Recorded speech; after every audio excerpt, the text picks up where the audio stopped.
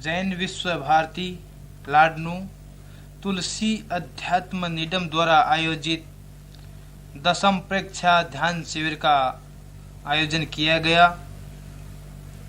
स्थान अणुव्रत विहार, नई दिल्ली। प्रवचनकर्ता युवाचार्य महाप्रज्ञ मुनि श्री नथमल जी। विषय है आत्मानं शरणं गच्छामि। दिनांक 18 मई 1979। ज्योति की साधना करने वाले साधकगण। एक भाई ने पूछा, अर्हन्ते शरणं पवज्जामि, सिद्धे शरणं पवज्जामि। हम दूसरे की शरण में क्यों जाएं? अर्हत की शरण में क्यों जाएं? सिद्ध की शरण में क्यों जाएं? जब सब कुछ अपने पुरुषार्थ के द्वारा उपलब्ध होता है तो दूसरे की शरण क्यों लें? बहुत अच्छा प्रश्न है। दूसरे की शरण में जाने की कोई जरूरत नहीं है, और मैं समझता हूं कि जो दूसरे की शरण में जाता है वह खाली हाथ लौटता है, कुछ भी उपलब्ध नहीं होता। आज तक दुनिया में जिस व्यक्ति ने कुछ बड़ा उपलब्ध किया है तो अपनी शरण में जाकर ही उपलब्ध किया है। किसी दूसरे की शरण में जाकर किसी ने कुछ उपलब्ध नहीं किया, वह केवल खाली हाथ लौटा है। अर्हत की शरण में जाना, सिद्ध की शरण में जाना, साधु की शरण में जाना और धर्म की शरण में जाना किसी दूसरे की शरण में जाना नहीं है। वस्तुतः अपनी शरण में ही जाना है। यदि कोई व्यक्ति कहता है सत्यम शरणं गच्छामि, तो वह किसी दूसरे की शरण में नहीं जा रहा है। सत्य की शरण में जाना, दूसरे की शरण में नहीं जाना, किंतु अपने अंतराल की, गहन अंतराल की छिपी हुई महानतम भावनाओं की मात्र उद्घोषणा है। किसी दूसरे का कोई भी संबंध नहीं है। आत्मा की शरण में जाना, सत्य की शरण में जाना और अर्हत की शरण में जाना एक ही बात है। अर्हत वह होता है जिसमें सारी अर्हताएं व्यक्त हो जाती है। कोई भी अर्हता छिपी नहीं रहती, वह अर्हत होता है। हर व्यक्ति की आत्मा में अनंत अर्हताएं हैं। जिसकी सारी की सारी अर्हता, सारी क्षमता, सारी योग्यता और सारी शक्ति प्रकट हो जाती है, वह अपनी आत्मा का ही अर्हत रूप होता है। अर्हत की शरण में जाने वाला अपनी आत्मा की योग्यता की शरण में जाता है, अपनी शक्ति की योग्यता की शरण में जाता है। हमें अपनी शक्ति का पता नहीं होता। दुनिया का सबसे बड़ा आश्चर्य यह है कि हमें अपनी शक्ति का पता नहीं होता। हमारी शक्तियां छिपी हुई रहती है। दुनिया में ऐसे कम लोग हैं कि जिनमें शक्तियां न हों, और दुनिया में ऐसे लोग भी बहुत कम हैं जिन्हें अपनी शक्तियों का पता हो। और ऐसे लोग तो बहुत कम हैं जो अपनी शक्तियों का, पूरी शक्तियों का उपयोग करता हो। हम मनोविज्ञान की भाषा में मुश्किल से अपनी मस्तिष्कीय शक्तियों के 15% का उपयोग करते हैं। शेष सारी शक्तियां, 85% शक्तियां हमारी सुप्त रहती हैं, जागृत नहीं होती, और हम उनका उपयोग भी नहीं कर पाते हैं। शरीर की शक्तियों का भी कम उपयोग करते हैं। हमारी शरीर की शक्तियां भी बहुत होती है। प्रत्येक व्यक्ति के शरीर में वह जितनी शक्ति का उपयोग करता है और जिसे नॉर्मल एक शक्ति मानता है, उससे 7 गुनी ज्यादा शक्ति तो हमेशा संचित रहती है, किंतु वह कभी उसका उपयोग नहीं करता। तब करता है जब कोई कमी होती है तब वह उपयोग में आती है। एक व्यक्ति का एक पैर कमजोर हो गया तो दूसरा पैर अधिक काम करने लग जाता है। एक हाथ कमजोर हो गया तो दूसरा हाथ ज्यादा काम करने लग जाता है। एक आंख कमजोर हो गई तो दूसरी आंख ज्यादा काम करती है, और एक कान कम सुनता है तो दूसरा कान बहुत तेजी से सुनने लग जाता है। शक्ति संचित होती है, और शरीर की यह व्यवस्था है कि जब एक अवयव कोई कमजोर होता है तो शरीर अपनी व्यवस्था के अनुसार उसका भार दूसरे अवयव पर डाल देता है, और दूसरा अवयव उस दायित्व को संभाल लेता है और भली भांति उसका निर्वाह करता है। शरीर में भी शक्ति संचित है, हमारे समूचे नाड़ी संस्थान में शक्ति संचित रहती है, मस्तिष्क में शक्ति संचित रहती है, और हमारी चेतना की शक्ति संचित रहती है, किंतु हम अपनी शक्ति से परिचित नहीं, जानते नहीं। और जो शक्तियां सुप्त रहती हैं उन्हें जगाने का प्रयत्न नहीं करते, और जागृत करने की प्रक्रिया को भी नहीं जानते, उपाय को भी नहीं जानते। आदमी यदि अपनी शक्ति से परिचित हो तो बहुत कुछ कर सकता है। आज एक वैज्ञानिक स्तर पर खोज हुई है, और उस खोज के अनुसार आदमी की औसत आयु 150 वर्ष होनी चाहिए। 150 वर्ष, 150 वर्ष तो हर आदमी को जीना चाहिए, जीता नहीं है। खोज का आधार है कि मैच्योरिटी, जो सवयस्कता प्राप्त होती है, उससे 6 गुनी आयु होती है। कुत्ते की परिपक्वता, वयस्कता 2.5 वर्ष में होती है, और कुत्ते की आयु 15 वर्ष है। आदमी की सवयस्कता और परिपक्वता 25 वर्ष में होती है, इसलिए उसकी आयु 150 वर्ष होनी चाहिए। यह बिल्कुल गणित की भाषा में विज्ञान के द्वारा एक तथ्य खोजा गया है, और सही भी लगता है, बिल्कुल ठीक है। पर कोई आदमी जीता नहीं है। जीने की शक्ति तो है 100 वर्ष तक, किंतु जीता नहीं है। इसके 2 कारण हैं। एक तो हम शक्ति से परिचित नहीं है, सामान्यतः ही मान बैठते हैं। 50-60 वर्ष आते हैं तब तो ऐसा लगता है बहुत जी दिया गया। 70 वर्ष पर कोई मरता है तो आदमी ऐसा नहीं मानते कि अकाल में मर गया, ये मानते पक गया था, 70 वर्ष का बूढ़ा हो गया, मरा तो कोई खास बात नहीं। ये तो आज की बात कह रहा हूं, पहले जमाने की बात तो जरा और थी। मैंने अपनी आयु में देखा है, राजस्थान में तो आसपास के वातावरण में देखा कि कोई 40 वर्ष का मरता तो ठीक है, कोई खास बात नहीं, उसको अकाल मृत्यु जैसी बात नहीं मानते थे। 50 वर्ष का तो बिल्कुल बूढ़ा ही हो जाता था। अब तो बहुत अंतर आ गया आज की स्थिति में।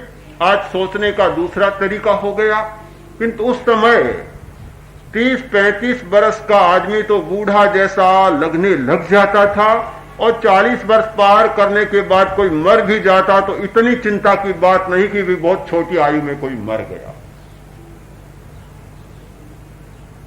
एक खान पान ऐसा, और दूसरे में आयु की धारणा ही ऐसी बना ली गई।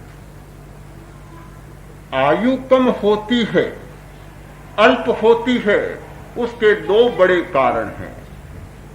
एक भोजन और एक तनाव। भोजन के कारण आयु कम होती है। स्थानांग सूत्र में अकाल मृत्यु के 7 कारण बतलाए। 7 कारणों से अकाल मृत्यु होती है।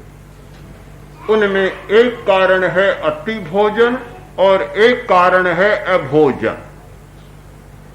7 में से 2 कारण भोजन से संबंधित है। अति भोजन से भी अकाल मृत्यु होती है और अभोजन से भी अकाल मृत्यु होती है।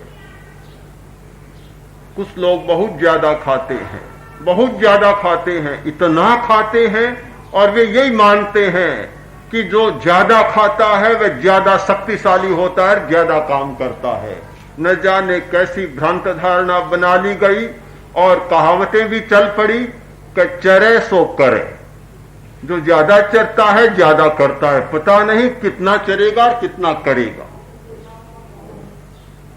भोजन के संबंध में कुछ ऐसी मान्यताएं समय समय पर आती हैं। इस शताब्दी में भी, 20वीं शताब्दी में भी एक युग आया, कैलोरी का युग आया कि इतनी कैलोरी का भोजन होना चाहिए। चीनी बहुत खानी जाने लगी, क्योंकि चीनी में बहुत कैलोरी होती है, तो यह सफेद चीनी बहुत मात्रा में खाई जाने लगी। परिणाम यह हुआ कि नाना प्रकार की बीमारियां होने लगी। तो फिर ध्यान गया कि अच्छा नहीं है। फिर प्रोटीन का युग आया, तो प्रोटीन बहुत खाना चाहिए। और मैं जो कह रहा था कि आज से 50 वर्ष पहले बहुत लोग अल्प आयु में मरते थे, वे ज्यादा प्रोटीन खाने के कारण ही शायद मरते थे। भोजन में प्रोटीन की मात्रा ज्यादा होती, ये विश्वास है कि खूब दूध पियो, खूब दही खाओ, खूब घी खाओ, मक्खन खाओ, खूब प्रोटीन ही प्रोटीन, खूब दालें खाओ, तो प्रोटीन ही प्रोटीन ज्यादा होता है तो अनेक बीमारियां भी होती है और शायद आयु भी कम हो जाती है। तो प्रोटीन का चला, अब प्रोटीन बंद हुआ, तीसरा युग आया तो विटामिन का युग आ गया कि खूब विटामिन खाओ। गोलियां प्रतिदिन चलती है। कई लोग कहते हैं कि मैं तो विकोसून रोज लेता हूं, मुझे हंसी आती है कि बहुत अच्छा काम करते हो, जो प्रशंसा करते हो, गौरव की बात है कि मैं रोज विटामिन लेता हूं। पता नहीं ऐसा क्यों होता है कि आदमी भोजन के बारे में इतनी भ्रांत धारणाएं बना लेता है। अति भोजन, अति कैलोरी तो अति, प्रोटीन खाएगा तो अति और विटामिन खाएगा तो अति। मल्टीविटामिन की गोलियां तो रोज सिरहाने रखकर ही सोता है और यही मानता है कि बहुत बड़ी ताकत आएगी, बहुत बड़ी शक्ति आएगी। हर बात में अति हो जाती है। तो यह अति भोजन अकाल मृत्यु का, अल्प आयु का एक कारण बनता है कि ज्यादा खाने वाला व्यक्ति अकाल में मर जाता है।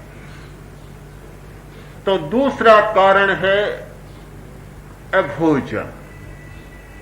अभोजन, कम खाने वाला, नहीं खाने वाला मरता, ठीक बात है। नहीं खाने वाला 50 दिन जी लेगा, 100 दिन जी लेगा, बस 125 दिन जी लेगा, 150 दिन जी लेगा, आखिर मरेगा। किंतु केवल नहीं खाना ही नहीं है। अभोजन का अर्थ केवल नहीं खाना ही नहीं है। अपोषण, जिसे पर्याप्त पोषण नहीं मिलता, उसकी भी अकाल मृत्यु होती है। पोषण, अपोषण और कुपोषण, भोजन की 3 अवस्थाएं बन जाती है। एक अपोषण की अवस्था, जो पर्याप्त पोषण नहीं मिलता, शरीर के तंत्र को चलाने के लिए जितना और जो चाहिए वह पर्याप्त मात्रा में नहीं मिलता, तो शरीर ग्रस्त होता है रोग से और मन भी ग्रस्त हो जाता है। पहले यह माना जाता था कि मस्तिष्क की बीमारी, स्नायुविक दुर्बलता, मानसिक विकृतियां, मानसिक पागलपन केवल मन की अवस्था से होता है। किंतु नई खोजों ने यह प्रमाणित कर दिया कि अपोषण के कारण भी मानसिक पागलपन होता है। जब स्नायु को पूरा पोषण नहीं मिलता और स्नायुविक तंत्र को जो चाहिए वह उपलब्ध नहीं होता, तो भी आदमी पागल बन जाता है। ऐसे प्रयोग किए गए, जो पागल थे, भ्रमित थे, उन्हें पर्याप्त पोषण दिया गया और वे बिल्कुल स्वस्थ हो गए।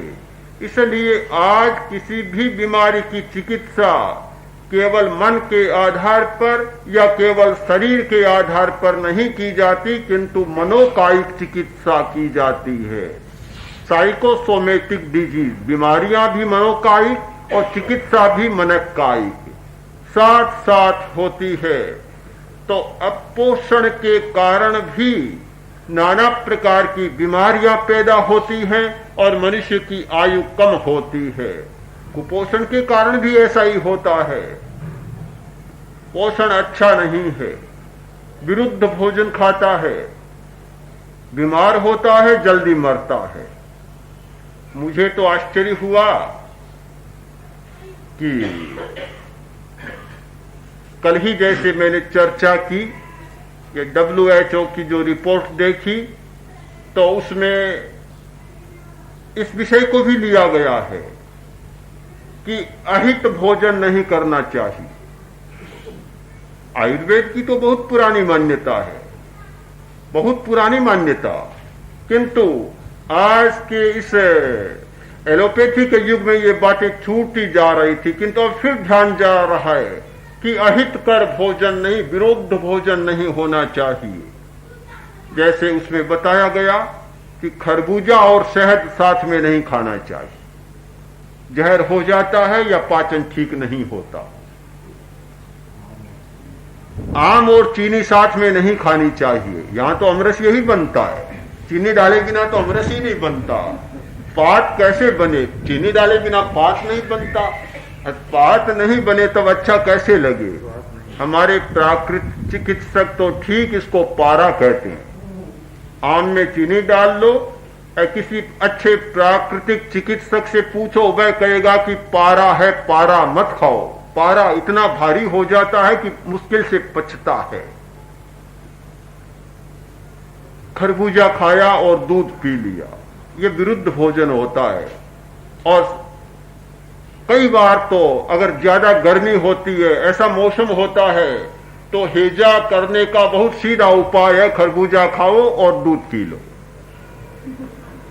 तो ऐसे जो विरुद्ध भोजन होते हैं, करेला खाया और दूध पिया तो विरुद्ध भोजन होता है। आदमी विरुद्ध भोजन करता है, जल्दी बीमार होता है और आयु को क्षीण करता है, शक्ति को क्षीण करता है, बीमारी को निमंत्रित करता है।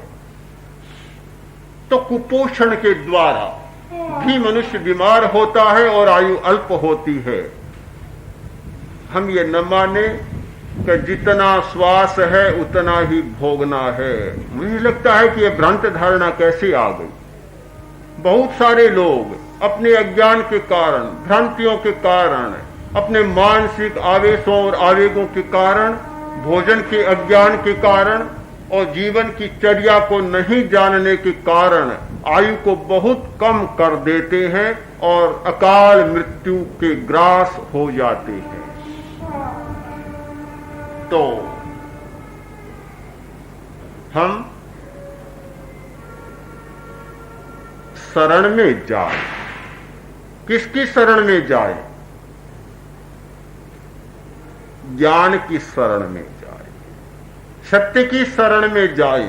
ये सारी चर्चा जो मैंने की क्यों होती है?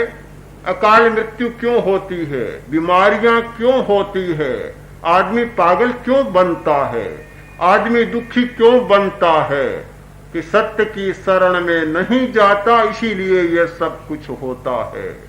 आदमी शरण कोई दूसरे ही ढूंढता है, शरण खोजता है, पर अपनी नहीं खोजता, सत्य की नहीं खोजता, अपनी शक्तियों की, अपनी अर्हता की शरण नहीं खोजता, किंतु कोई दूसरा ही सहारा ढूंढता है और दूसरी ही शरण खोजता है। जहां दूसरे की शरण खोजता है वहां बड़ा खतरा है, बड़ा खतरा है, बड़ा खतरा है। कल ही एक भाई ने बताया, बच्चा साथ में है, बड़े डॉक्टर ने ऑपरेशन किया और भयंकर समस्या पैदा हो गई। बीमारी थी पैर की, ऑपरेशन किया अपेंडिक्स का, बहुत गड़बड़ हो गई, आज तक भी ठीक नहीं हुआ है और अब कह रहा है कि इसके पूरे ठीक होने में अभी कम से कम 1-2 लाख रुपए लगेंगे, तब जाकर कहीं ये ठीक होगा। डॉक्टर भी कोई छोटा नहीं था, बहुत बड़ा डॉक्टर था। बड़े डॉक्टर की शरण में जाने में भी खतरा हो जाता, खतरा है, क्योंकि जहां दूसरे की शरण है वह निश्चित ही खतरा भरा हुआ है, चाहे कोई हो, बड़ा हो चाहे छोटा हो। मुझे एक कहानी याद आ रही है। बच्चा था, बुखार हो गई, कई दिनों से ज्वर चल रहा था। वैद्य ने खाने की मनाही कर दी।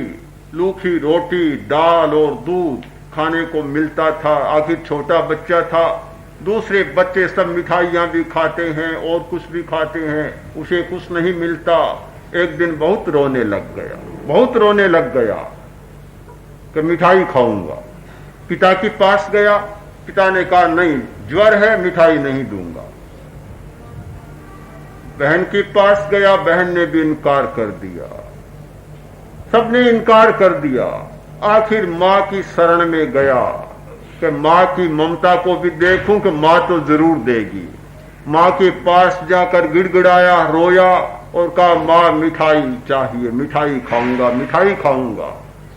आखिर मां का मन था, ममता थी, ममता जाग गई, मोह जाग गया, सत्य को भुला दिया। मां ने सोचा क्या फर्क पड़ता है, बुखार बहुत दिनों से चल रहा है और मिठाई बच्चा है, हट कर रहा है, तो एक लड्डू दे दूं तो क्या फर्क पड़ेगा। मोह ने काम किया, बच्चे को खाने को लड्डू दे दिया, खाया और खाते ही ज्वर इतना भयंकर हुआ कि बच्चा मर गया। ज्वर विषम हो गया और बच्चा मर गया। मां की शरण में भी खतरा हो जाता है। जहां भी दूसरे की शरण है, जहां कोई व्यवधान आ गया, अपने से हटकर व्यक्ति दूसरे के पास चला गया, तो खतरे की संभावना को अस्वीकार नहीं किया जा सकता। मैं ये नहीं कहना चाहता कि दूसरे की शरण कोई न ले, क्योंकि सामाजिक संबंधों को तोड़ने की बात मैं आपसे नहीं कह सकता। सामाजिक सहारों को तोड़ने की बात मैं आपसे नहीं कह सकता। मैं बिल्कुल आपको असहाय, अत्राण और अशरण होने की बात नहीं कह सकता, किंतु इस सच्चाई को कहे बिना भी नहीं रह सकता कि जहां हम शरण मानते हैं वह शरण हो भी सकता है और नहीं भी हो सकता। हम ये मानकर न चले कि यह शरण ही होगा। अगर ये अशरण को शरण मान ही लेते हैं और हम निश्चित मानकर चलते हैं कि यह शरण ही होगा, तो हमारी बहुत बड़ी भ्रांति हो जाती है। महावीर ने कहा, नालम ते तव ताणाय, नालम ते तव शरणाय, तुमं पितेसिम नालम ताणाय, तुमं पितेसिम नालम शरणाय। कि तू जिस परिवार को, जिस स्वजन को अपना त्राण मान रहा है, शरण मान रहा है, किंतु वास्तव में तू उसे त्राण देने वाला नहीं और शरण देने वाला नहीं, और वह परिवार भी तुझे त्राण और शरण देने वाला नहीं है। बिल्कुल अशरण की बात कह दी। ऐसा लगता है कि समूचे सामाजिक संबंध को भी तोड़ दिया। व्यक्ति दो आयामों में जीता है, एक व्यक्ति और एक समाज। कोई व्यक्ति 16 आना व्यक्ति नहीं है और कोई व्यक्ति 16 आना समाज नहीं है। व्यक्ति व्यक्ति का जीवन भी जीता है और समाज का जीवन भी जीता है। व्यक्ति का मतलब है अंतर्मुखता और समाज का मतलब है बहिर्मुखता। व्यक्ति का अर्थ है संकोच, सिकुड़ना, और समाज का अर्थ है फैलाव और विस्तार। व्यक्ति का अर्थ है संबंधातीत होना और समाज का अर्थ है संबंधों का स्थापन, परिस्थापन, संबंधों को जोड़ना और संबंधों का जीवन जीना। व्यक्ति का अर्थ होता है आत्मनिरीक्षण, अपनी समस्याओं का विश्लेषण और अपनी समस्याओं का समाधान खोजना और समाज का अर्थ होता है जागतिक समस्याओं का संदर्भ और जागतिक समस्याओं का समाधान खोजना। हमारे जीवन के दो पहलू हैं, अंतर्मुखता और बहिर्मुखता। हम आंखें बंद कर और अपने भीतर झांकते हैं और आंख खोलकर दूसरे को झांकते हैं। जहां समाज है वहां अपने आप को देखने की कोई जरूरत नहीं। समाज के संदर्भ में स्वयं को देखने की बात ही प्राप्त नहीं होती, वह हमेशा दूसरे को देखने की बात प्राप्त होगी। अनुकरण अनुसरण, यह समाज का सूत्र है। अनुकरण करो और अनुसरण करो, दूसरों के पीछे चलो। कदम जैसे पहले कदम उठ चुके हैं, जो पैर जम चुके हैं, जो मार्ग बन चुका है उस मार्ग पर चलो, दूसरों के जैसे करो। व्यक्ति मकान बनाएगा तो देखेगा कि दूसरों ने मकान कैसे बनाए हैं। कपड़े पहनेगा तो देखेगा कि दूसरों ने कपड़े कैसे पहने हैं। सुविधा का विचार नहीं होगा, किंतु यह होगा कि दूसरे कैसे पहनते हैं और किस प्रकार के पहनते हैं। मुझे तो लगता है कि यह कपड़ों की जो फैशन बदलती है इतनी जल्दी चल पड़ती है कि कल्पना ही नहीं की जा सकती। एक जगह कोई चीज देखने को मिलती है तो ऐसा लगता है कि एक बरस में तो शायद समूचे देश में फैल जाती। समाज का सूत्र है अनुकरण और अनुसरण। दूसरे को देखना, दूसरे को देखना। हर व्यक्ति दूसरे को देखकर अपने जीवन को चलाता है, किंतु अपने आधार पर नहीं चलाता। समाज के संदर्भ में जीने वाला कोई भी व्यक्ति ऐसा नहीं हो सकता जिसके लिए अपना मीटर, अपना तराजू, अपना कोई मानदंड हो, अपना कोई स्टैंडर्ड हो। ऐसा नहीं हो सकता। हमेशा मानदंड दूसरा रहेगा, तराजू भी दूसरा रहेगा और मीटर भी दूसरा रहेगा। दूसरे को जैसा देखेगा वैसा बनना चाहेगा। आप जीवन के प्रत्येक सामाजिक क्षेत्र में देखें कि व्यक्ति वही आचरण करता है जो कि बहुत सारे लोग करते हैं। यह बहुमत का राज्य चलता है, बहुमत का राज्य। पागल था, पागल खाने में भर्ती हो गया। कुछ लोग गए देखने के लिए, देखा तो बड़ा समझदार लगता है, पढ़ा लिखा अच्छा लगता है। पूछा भाई तुम यहां कैसे आ गए? कि भाई क्या करूं, मेरे गांव में सब लोग पागल थे और एक मैं ही समझदार था, तो उन पागलों ने सोचा कि ये बाहर रहेगा तो अच्छा नहीं है, इसलिए मुझे यहां पागल खाने में भर्ती कर दिया। क्यों किया? बहुमत उनका था, बहुमत पागलों का था, समझदार मैं अकेला था, तो उन्होंने मुझे यहां भर्ती कर दिया। हर आदमी बहुमत को देखकर चलता है, बहुमत के आधार पर चलता है। बहुमत पागलों का होता है तो समझदार आदमी को पागल बना देते हैं, और बहुमत यदि चोरों का होता है तो एक ईमानदार आदमी को चोर बना देते हैं। बहुत कम संभव होता है कि जहां हजारों लोग बेईमान हो, अप्रामाणिक हो, और एक कोई आदमी प्रामाणिकता का जीवन जी सके, ये बात संभव नहीं लगती। बहुत सारी घटनाएं मेरी आंखों के सामने अभी तैर रही हैं। एक भाई ने बताया कि मैं असम में गया नौकरी के लिए, एक सेठ के यहां नौकरी रहा, और दूसरे तीसरे दिन इस सेठ ने कहा कि 2 नंबर का खाता तुम्हें संभालना है। उसने कहा मैं तो ऐसा नहीं कर सकता, अणुव्रती हूं, मैं ये काम नहीं करूंगा। अच्छी बात है, अणुव्रती हो तुम, ऐसा काम नहीं करते तो ये छुट्टी, जाओ और कहीं काम करो। दूसरी जगह गया तो भी वही उत्तर। कहीं गया, कभी ये मिलावट का काम तुम्हें संभालना है कि मैं तो अणुव्रती हूं, ऐसा नहीं कर सकता, काम तो मेरे यहां तो यही करना होगा, तुम अणुव्रती हो तो जाओ अपने घर पर जाओ और अपना काम करो।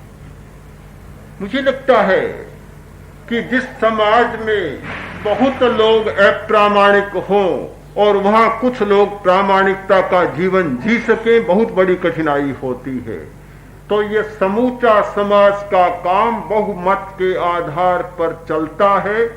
इसीलिए शायद कुछ लोगों ने, कुछ विचारकों ने कहा था कि बहुमत का अर्थ होता है नास्तिकता। नास्तिकता बहुत ठीक कहा था, क्योंकि जहां बहुमत के आधार पर कोई बात चलती है वहां सत्य नहीं हो सकता, वहां इच्छा का राज्य हो सकता है और इच्छा चल सकती है। तो समाज का सूत्र है अनुसरण और अनुकरण। फैलाव, विस्तार होगा, विस्तार ज्यादा होगा, किंतु निर्मलता नहीं होगी। निर्मलता अंतर्मुखता के बिना नहीं हो सकती। जहां बहिर्मुखता है, जहां दूसरे को देखने का प्रश्न है, जहां प्रत्येक व्यक्ति अपने जीवन का निर्धारण दूसरे के आचार और विचार को देखकर करता है, वहां फिर यह सत्य की बात नहीं हो सकती, वहां मात्र अनुसरण की बात ही हो सकती है। तो जीवन का दूसरा पक्ष है व्यक्ति।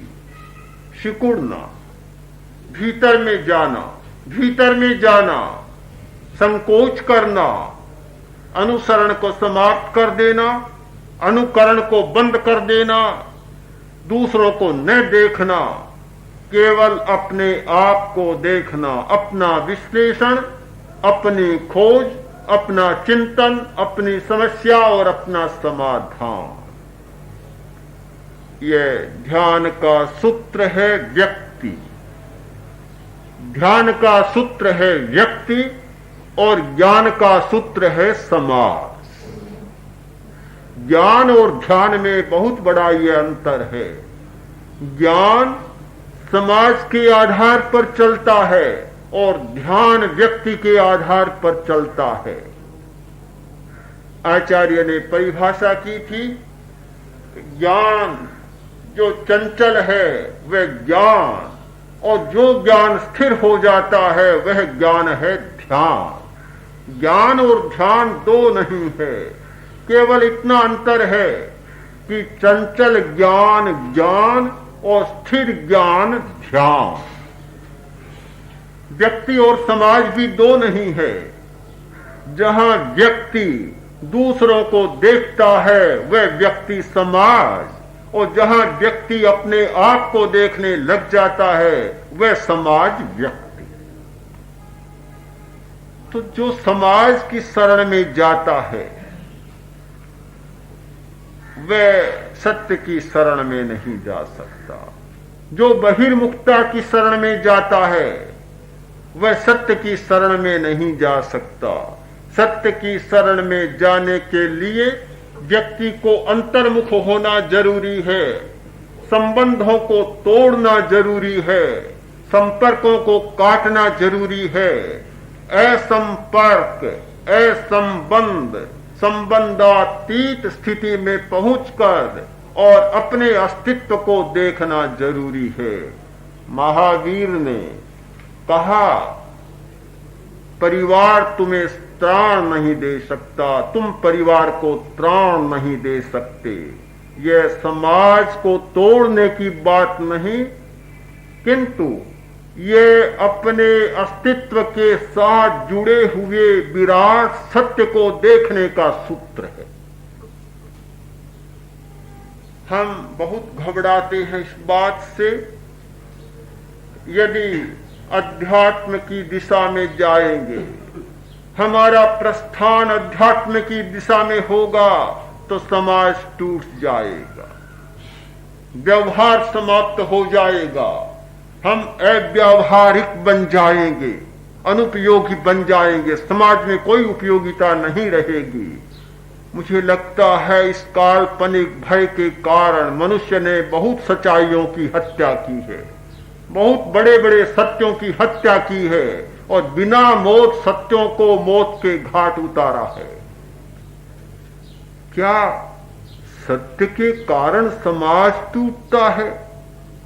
ऐसा हो सकता है? कहना तो ये चाहिए कि सत्य के आधार पर समाज और अच्छा चल सकता है, किंतु हमने ये मान लिया कि सत्य के आधार पर समाज टूट जाएगा, परिवार टूट जाएगा, संबंध टूट जाएंगे और व्यक्ति अकेला बन जाएगा, अव्यावहारिक बन जाएगा।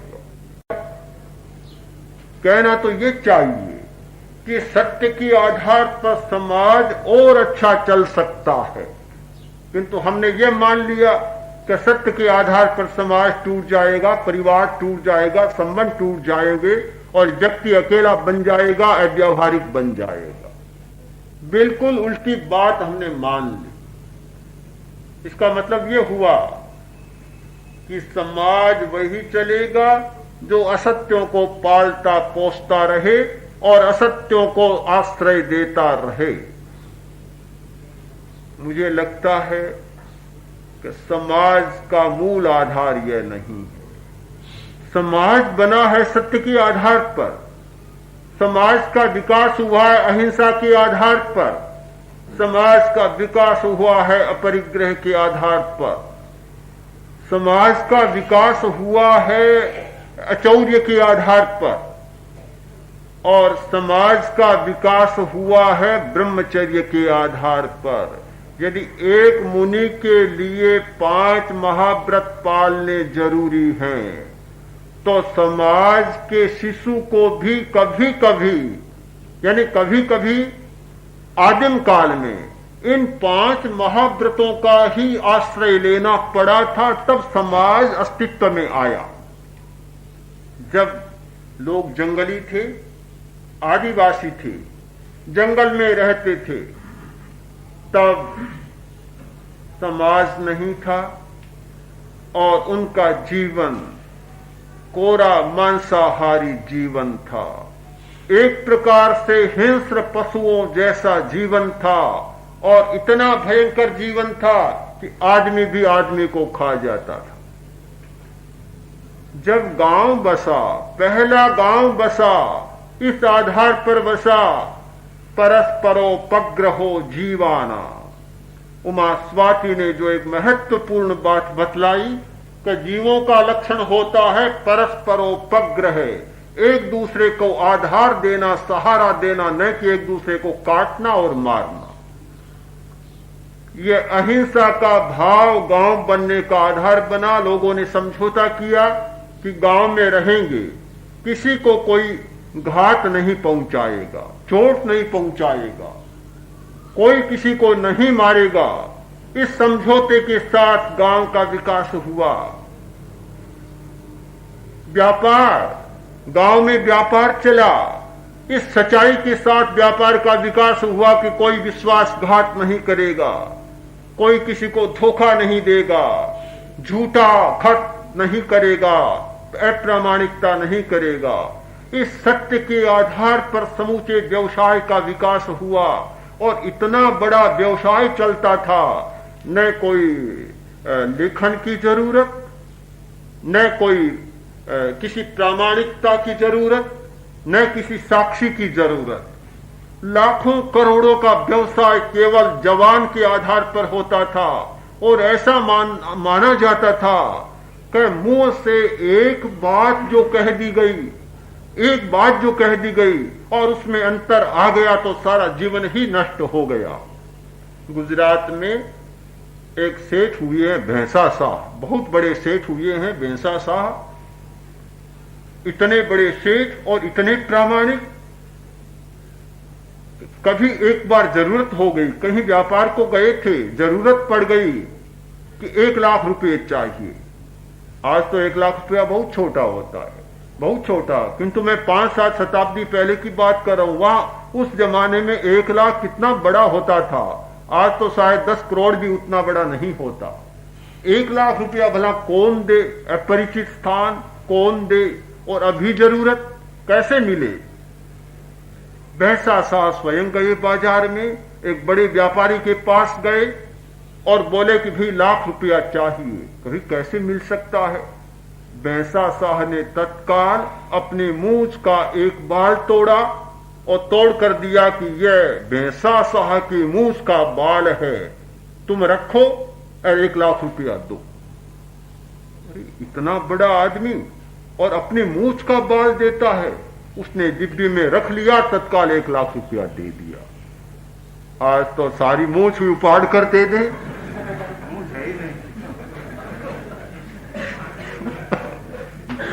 मूंछ वाले भी बैठे हैं, तो शायद 1,00,000 तो दूर की बात है, जितने केस हो उनसे आधा भी देना मुश्किल है, कोई भरोसा नहीं करेगा। किंतु सारा व्यवसाय चलता था केवल बात के आधार पर। एक बार मुंह से कोई जबान निकाल दी तो फिर कोई कठिनाई नहीं है। गांव का विकास अहिंसा के आधार पर हुआ। गांव में आवश्यक व्यवसाय का विकास सत्य और अचौर्य के आधार पर हुआ। सामाजिक विश्वास का आधार ब्रह्मचर्य के आधार पर हुआ कि परस्पर में एक घर से दूसरे घर में जाना आना कोई अविश्वास नहीं, क्योंकि दाम्पत्य को कोई खंडित नहीं करेगा।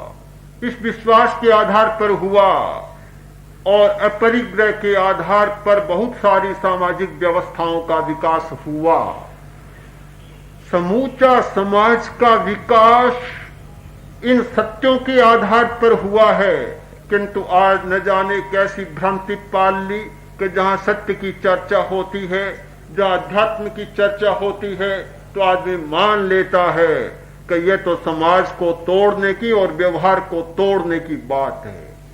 हम एक भ्रांति पाल लेते हैं तो उस भ्रांति को जिलाने के लिए दूसरी भ्रांति पालनी पड़ती है, और उस दूसरी भ्रांति को पालने के लिए तीसरी भ्रांति पालनी पड़ती है।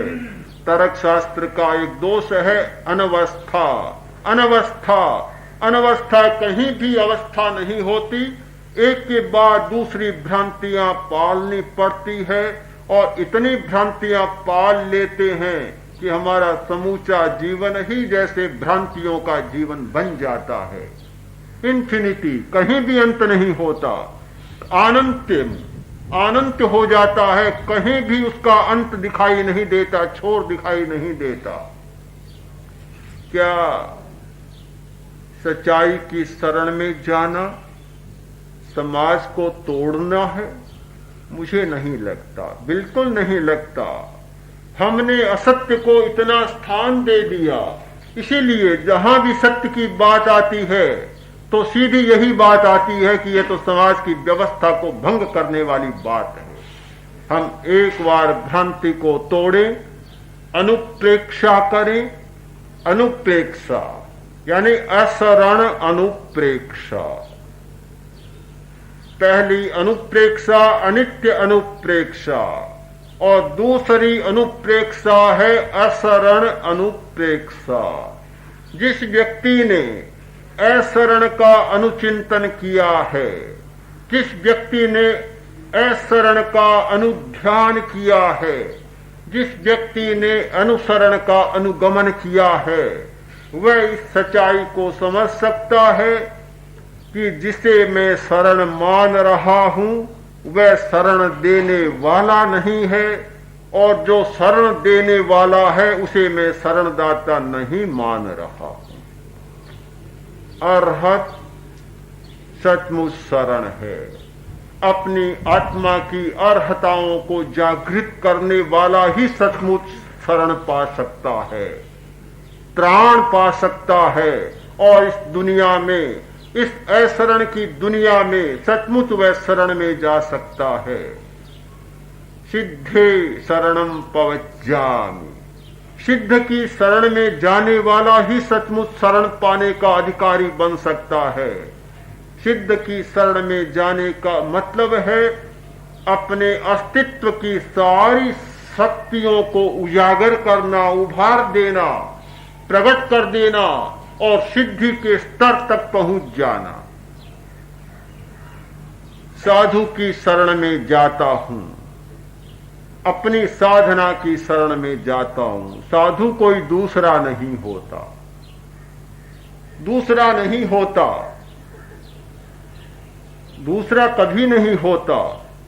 आप देखें, आश्चर्य होगा, थोड़ी गहरे में उतर कर देखें। एक बच्चा, छोटा बच्चा, पास में कोई चॉकलेट है, मिठाई है या कोई प्रिय चीज है, छोटे भाई को देना हो, अपने भाई को देना हो तो नहीं देगा, और उसे कोई कहे साधु को दो, तत्काल दे देगा। कई बार हमने देखा। क्यों होता है ऐसा? कि वह साधु को दूसरा नहीं मानता, साधु को दूसरा नहीं मानता, भाई को भी दूसरा मान लेता है पर साधु को दूसरा नहीं मानता। बच्चे ऐसे होते हैं कि अपनी प्रिय चीज खाने की अगर मां भी हाथ से ले ले तो रोने लग जाता है। साधु को देना चाहता और साधु न ले तो रोने लग जाता है। बड़ा आश्चर्य होता है, किंतु हम देखते हैं कि वह साधु को दूसरा नहीं मानता। साधु वास्तव में दूसरा नहीं होता। साधु का मतलब है जीवन की साधना। तो साधु की शरण में जाने का मतलब है अपने जीवन की साधना की शरण में जाना, साधना की शरण में जाना। जो व्यक्ति साधना की शरण में जाता है वह सचमुच त्राण पा लेता है, और जो साधना की शरण में नहीं जाता वह कभी त्राण नहीं पाता। लोग बहुत घबराते हैं, बहुत घबराते हैं। आज ही बहन ने बताया कि पहली बार शिविर में आई, मैंने सोचा 1 घंटा तक ध्यान करना कैसे होगा, इतना भय लगता है। 1 घंटा तक ध्यान कैसे होगा? 1 घंटा चूल्हे के पास बैठकर रसोई करने में कोई डर नहीं लगता। कितना ताप होता है, कितनी गर्मी, हम लोग तो घबराते हैं, कैसे बैठते हैं। जब कभी किसी घर में जाते हैं और बहनों को चूल्हे के पास उस भयंकर गर्मी में बैठी हुए देखते हैं तो बड़ा ऐसा मन में आता है कि किस प्रकार बैठती हैं। वे बिल्कुल नहीं घबराती, और 1 घंटा ध्यान करने की बात से बहुत डरती है कि 1 घंटा कैसे बैठेंगे, 1 घंटा ध्यान कैसे करेंगे, बड़ा भय लगता है। साधना की शरण में जाने में भी बड़ा डर लगता है। बहुत सारे लोग तो ये सोचते हैं कि साधना अपने आप हो जाए, ध्यान अपने आप हो जाए, फिर हम ध्यान करें, फिर करें। एक व्यक्ति गया तैरने के लिए, पहली बार तैरने के लिए गया और तैरना सीखना चाहता,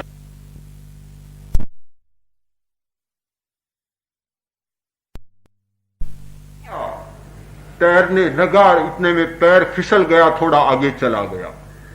दूसरा कोई व्यक्ति खड़ा था, तैराक पकड़कर बाहर लाया, बड़ा डर गया, डर गया। तो उसने कहा कि कल फिर आना। अब तो नहीं आऊंगा। क्यों? कि जब तक तैरना नहीं सीख लूंगा तब तक यहां नहीं आऊंगा। बड़ी आश्चर्य की बात है। जब तक तैरना नहीं सीख लूंगा तब तक यहां नहीं आऊंगा, और यहां आए बिना तैरना सीख नहीं पाएगा। तो शायद लोग यही सोचते हैं कि जब तक ध्यान नहीं सीख लेंगे तब तक शिविर में नहीं आएंगे। ऐसा लगता है कि ध्यान अपने आप सोते सोते ही सीख लेंगे, फिर शिविर में आएंगे। बड़ा भय लगता है। मूढ़ात्मा यत्र विश्वस्तस्ततो नान्यद भयास्पदम यतो भीतस्ततो नान्यद अभयस्थानमात्मने। आचार्य पूज्यपाद ने लिखा है कि जब मूर्छा होती है व्यक्ति में, आत्मा में, चेतना में मूर्छा होती है, तो वह वहां विश्वास करता है कि जिससे बड़ा खतरा कोई नहीं होता, और जहां सबसे बड़ा त्राण होता है वह वह जाना नहीं चाहता। यतो भीतर ततो नाद्य, जिससे डरता है उससे बड़ा तो कोई त्राण नहीं है, और जहां त्राण मानता है उससे बड़ा कोई उसके लिए खतरा नहीं है। किंतु मूर्छा के कारण हमारे जीवन में ऐसे विपर्य पलते रहते हैं। लोग साधना से भी डरते हैं और घबराते हैं। किंतु जो व्यक्ति साधु की शरण में जाता है, साधना की शरण में जाता है, अभ्यास करता है, ध्यान की शरण में जाता है, वह सचमुच प्राण पा लेता है। तो साधना की शरण में जाना किसी दूसरे की शरण में जाना नहीं है। धर्म की शरण में जाना क्या दूसरे की शरण में जाना है? बिल्कुल नहीं। अपनी शरण में ही जाना है। अरहत, सिद्ध, साधु और धर्म ये हमारे अस्तित्व के अभिन्न अंग हैं। इनकी शरण में जाना अपने अस्तित्व की शरण में जाना है। इसलिए हम न माने कि दूसरे की शरण में जा रहे हैं। यह अध्यात्म का सारा सूत्र यही है और यही सिखा रहा है कि अपनी शरण में जाएं, किसी दूसरे की शरण में न जाएं। को अच्छा बताने की हमेशा परंपरा रही है। आज का आदमी लिखेगा आज का जमाना बहुत खराब है, और 100 वर्ष पहले का लिखा हुआ भी यही मिलेगा कि आज का जमाना बहुत खराब है, और 2500 वर्ष पहले का लिखा हुआ भी मिलता है कि आज का जमाना बहुत खराब है। ये ठीक बात है। तो इस सच्चाई को स्वीकार करते हुए भी मैं ये कहना पसंद करूंगा कि जब समाज का निर्माण हुआ था, समाज बना था, तब इन आधारों पर नहीं बना था। इसका एक कारण तो यह है, विकार बहुत सारे बौद्धिक विकास के साथ आते, और उस समय आदमी बौद्धिक विकास में बहुत कम जोर था। जितना बुद्धि का विकास होता है उतना ही विकारों का विकास होता है। बीमारियां, व्याधियां, मानसिक विकृतियां और बुराई करने के तरीके, ये सारे के सारे बुद्धि के बड़े अनुदान हैं। तो ये स्वीकार करने में कोई कठिनाई नहीं कि आज भी जिन लोगों में बौद्धिक विकास कम है वे अपनी बात के बहुत पक्के होते हैं। कही हुई बात को नहीं टालते, चाहे प्राण भी चले जाए। कि बौद्धिक आदमी सोचता है इतनी मूर्खता क्यों की जाए, क्या फर्क पड़ता है, कह दिया बस, अपनी जुबान पर अड़े रहो। ऐसी बेवकूफी कर 10 लाख रुपए फालतू कमाने में क्या फर्क पड़ेगा। बुद्धिमान आदमी ऐसी मूर्खता नहीं करना चाहेगा, किंतु एक अनपढ़ आदमी बिल्कुल ये मूर्खता कर देगा और वह सारा का सारा लौटा देगा। तो मैं मानता हूं कि ये बौद्धिक विकास के साथ साथ आई हुई विकृतियां हैं जो आदि तत्वों में नहीं थी। साथ अध्यात्म का संतुलन रहे तो बौद्धिक विकास कोई बुरा नहीं होता, किंतु उसके साथ साथ जो बुराइयां पनपती है और साथ में अगर अध्यात्म का, ध्यान का विकास चलता रहे तो फिर ये दोनों बातें संतुलित चल सकती है कि बौद्धिक विकास का और अच्छा उपयोग हो सकता है। बौद्धिक विकास समाज के विकास के साथ साथ उसमें खराबी का होना अपरिहार्य तो नहीं है, तो फिर उसकी उत्पत्ति कैसे होगी? विकास क्यों, विकारों का विकास के साथ क्यों होता है? जब अध्यात्म का विकास नहीं होता है तो अपरिहार्य मानकर ही चलना चाहिए कि अनिवार्य है। क्योंकि बुद्धिमान आदमी जितना स्वार्थी हो सकता है, अबुद्धिमान उतना स्वार्थी कभी नहीं हो। क्योंकि स्वार्थ की सारी संरचना बौद्धिक तत्वों से और तर्क के आधार पर होती है। दक्षिण में तो वहां बहुत एक बड़ी सुंदर कहानी कही है। कहानी का नहीं, पूरी नहीं कहूंगा। बंदर है और आदमी है। सिंह ने कहा कि बंदर, ये आदमी बहुत खराब है और तुम इसे नीचे गिरा दो और मैं चला जाऊं, तुम जीवित रह जाओ।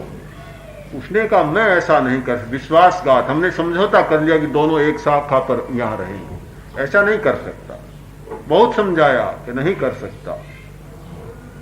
तो बंदर सो गया और आदमी रुका, उसकी रक्षा करने लगा, पहरा देने लगा। तो सिंह ने कहा, आदमी ये बंदर क्या लगता है, इसे नीचे गिरा दो और मैं चला जाऊंगा, तुम जिंदे रह जाओगे। कि कैसे करूं, ये मेरा समझौता है कि पागल हो, मैं हटूंगा नहीं, बिना खाए हटूंगा नहीं, यहीं बैठा रहूंगा। क्या करोगे तुम, कब तक बैठे रहोगे, और क्या बंदर लगता है। आदमी ने सोचा बात तो ये ठीक कह रहा है, बात तो ठीक कह रहा है। क्यों, बुद्धिमान था कि बिल्कुल तर्कसंगत बात है कि अगर मैं इसको गिरा देता हूं तो बाघ इसको खाकर चला जाएगा, मैं बच जाऊंगा, मैं अपने घर चला जाऊंगा, और ये बंदर मुझे क्या लगता है। नीचे धक्का दिया, बंदर को गिराने लगा। और बंदर कब गिरने वाला था, मैं तो जैसे ही थोड़ा जागा और एक से छलांग भरकर दूसरी पर चला गया। तो बहुत लंबी कहानी आगे भी। आदमी विश्वासघात कर सकता है, विश्वासघात नहीं कर सकता।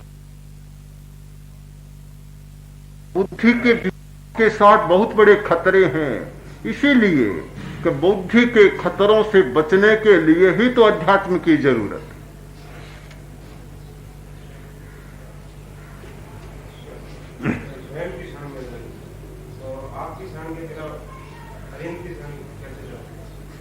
अरहंत तो स्वयं मैं हूं, आप भी हैं, स्वयं सारे अरहत तो है। अरहत कोई अलग थोड़ा ही है, हर व्यक्ति अरहत है। अरहत का मतलब क्या, अरहत का अर्थ होता है योग्यता, अपनी क्षमता, अपनी शक्ति। तो जो व्यक्ति अपनी क्षमता को, अपनी शक्ति को जगा लेता है वही अरहत होता है। तो अरहत की शरण में जाने का मतलब क्या, कि अपनी शक्तियों को जगाना बस।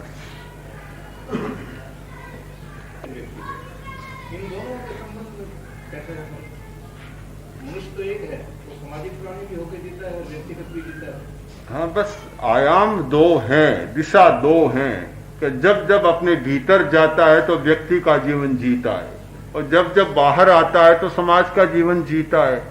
तो जब दोनों में संतुलन रहता है तब तो जीवन ठीक चलता है।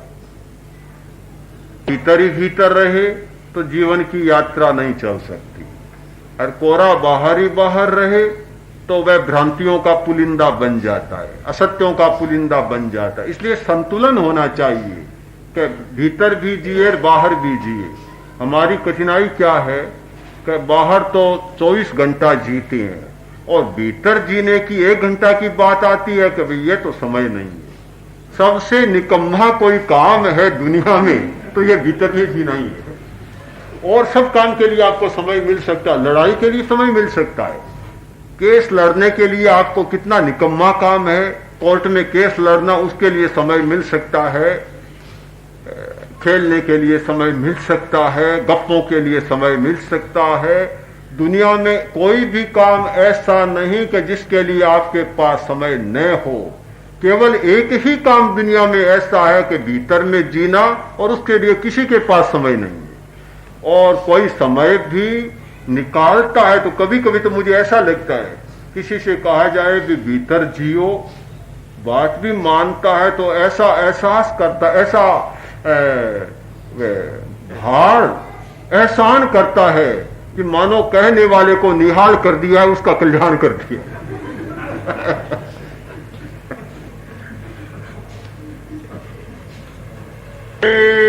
शरणं प्रवज्यामि सिद्धे शरणं प्रवज्यामि साहु शरणं प्रवज्यामि केवलिपन्नतं धम्मं शरणं प्रवज्यामि अरहन्ते शरणं प्रवज्यामि सिद्धे शरणं प्रवज्यामि साहु शरणं प्रवज्यामि केवलिपन्नतं